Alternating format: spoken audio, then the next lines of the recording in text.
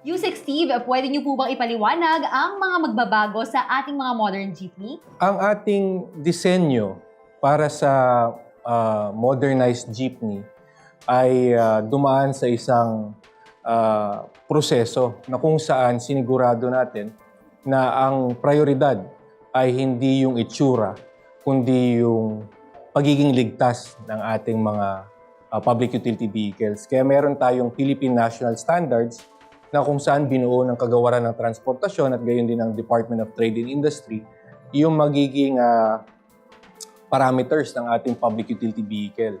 Ang unang batayan dito ay siniguradong ligtas. Pangalawa ay ito ay Euro 4, at least Euro 4 compliant yung ating ginagamit na makina para sa ating kalikasan.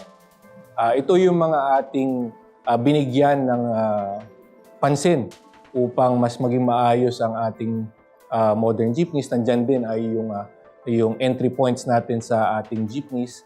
Hindi na ito sa rear dadaan, kundi sa gilid na. Kasi yun ang mas ligtas na pamamaraan. Patungkol sa itsura ng ating PUV, wala tayong specific na sinasabing maging itsura.